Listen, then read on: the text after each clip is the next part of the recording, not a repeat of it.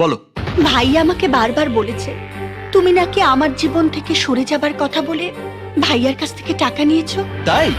কিন্তু আমি বিশ্বাস করিনি। কেন বিশ্বাস করনি?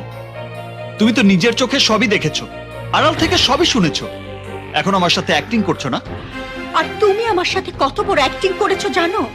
আমার দুর্বলতা, আমার সততাকে পুঁজি করে আমার জীবনটাকে নিয়ে রীতিমতো জুয়া খেলেছো তুমি। আমি তোমার কাছে কি অন্যায় করেছিলাম রাজা? না, তুমি কোনো অন্যায় করনি। তোমার ভাই আমাকে টাকা দিতে চাইলে আমি নিয়ে নিলাম, আর না নিলে কি হতো বলো? তোমার ভাইয়া এর চেয়েও কম টাকায় একটা সস্তা দরের কিলার ভাড়া করত, আর সেই কিলার আমাকে গুলি করে মেরে ফেলতো। তারপর তুমি কি করতে বলতে পারছো না? ঠিক আছে, আমিই বলে দিচ্ছি। তুমি কাঁদতে। কতদিন কাঁদতে? 1 সপ্তাহ, 1 মাস, বড় জোর 6 মাস। তারপর তোমার কান্না থেমে যেত, আর তোমার ভাইয়া তোমাকে নিয়ে লন্ডন, আমেরিকা, কানাডা বেড়াতে যেত। ফিরে এসে কোনো ধনী ঘরের ছেলের সাথে তোমাকে বিয়ে দিয়ে দিত। ব্যাস, ওখানেই কিচ্ছা খতম।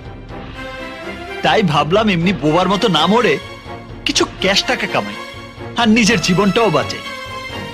এতে ক্ষতিটা কি করেছি বলো? বাহ, তুমি আমাকে বেশ ভালোভাবে চিনেছো রাজা। আমি তোমাকে একটা বুদ্ধি দেই প্রিয়া।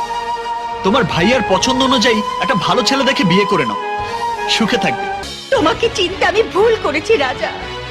আমি মনে করেছিলাম আমার জীবনে তুমি সেই প্রিয়জন, যার সাথে আমার জীবনের চাওয়া পাওয়া, আমার হৃদয়ের কথা, আমার প্রাণের সুখ দুঃখ ভাগাভাগি করে নেব। ভুল, সবই ভুল। আমি ভালোবাসার সাগরের কিনারা মনে করে এক ডোবার পারে আমার ভালোবাসার নোঙর ফেলেছিলাম। তুমি তুমি তো একদিন বলেছিলে ভালোবাসা হলো গাছের মতো শক্ত, কোনো ঝড় এটাকে উপড়ে ফেলতে পারবে না। এই কথা কি সেই রাজা বলেছিল, যেই রাজা আজ আমার সামনে দাঁড়ানো? তুমি আরো বলেছিলে টাকার জলোচ্ছ্বাস কখনো ভালোবাসার পৃথিবীটাকে খড়কুটোর মতো ভাসিয়ে নিতে পারবে না। কিন্তু আজ দেখছি তুমি সেই ঝড় হয়ে আমার ভালোবাসার পৃথিবীটাকে ভেঙে চুরমার করে দিয়েছো। আহা প্রিয়া, এই ঝড়টা অনেক বেশি টাকার ঝড় ছিল।